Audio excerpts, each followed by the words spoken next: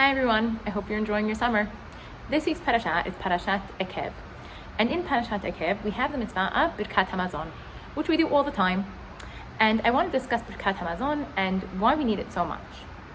So in Perek Chet Pasuk Yud it says, Ve'achalta v'savata uberachta et Hashem Elokecha al ha'aretz hatova asher natan lach. You're going to eat and you're going to be satisfied and you're going to bless Hashem for the good land that He gave you. And Birkat Hamazon seems like such a natural mitzvah, because when you're hungry, you're upset, you're angry, you're moody, and it's only natural to thank God after you eat. And Birkat Hamazon is not a difficult mitzvah to do, but it's important that we know the thought process behind why we do Birkat Hamazon. And if you look at the Pesukim after the mitzvah of Birkat Hamazon, it says that Hashem doesn't want us to get to the land of Israel, and we're going to live in these amazing houses, and we're going to have great food, and our lives are going to be so good that we might come to a point where Pasuk Yud Zayin, we're going to say in our hearts, we're going to say in our hearts, oh, my strength and my power got me all of this stuff. Especially in 2024, we have this issue where we're so successful. Baruch Hashem, our lives are amazing. We have so much good in our lives. And we have this trap that we might fall into, that God knew that we might fall into. And so He warned us and He said, I don't want you to think that everything that you have is because of you. I want you to remember that I gave you everything that you have in your lives. And so in order to remember everything that we have in our lives, we say Birkat Hamazon. And it's very interesting that we say Birkat Hamazon after we eat bread, because if there's any food in the world that I would think I made, it's bread. Because back then especially, right? I needed to pick the wheat. I needed to winnow it. I needed to thresh it. I needed to grind it into flour. I needed to sift it. Then I needed to add water and knead it.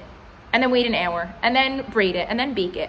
So if there's anything that I thought that I did, it would be bread. Especially people who make sourdough, right? People who make sourdough, they take care of it. It's their baby. They feed it every single day. So it's very easy to come to the table and eat your sourdough and think, I made this. And that's a trap that Hashem does not want us to fall into. And because bread takes so much human effort, after we have bread, we need to remember, right, I didn't make this bread. I got it from God. And with apples, you don't need to do this, right? Because you take an apple off the tree and you do nothing to it. You literally see that God made this fruit, right? Or you eat a watermelon, you see that God made that. But with bread, it's a much more involved process on our side. And so Hashem commanded us to say Birkat Hamazon and remember that everything that we have comes from Him, so that we never get to a point in our lives where we say, where we think that we have everything in our lives because of us. And earlier in the parasha,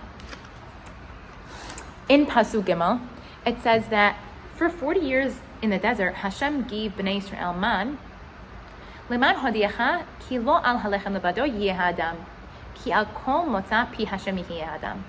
The reason why Hashem gave us man for 40 years in the desert is to teach us the idea that we don't live off of food.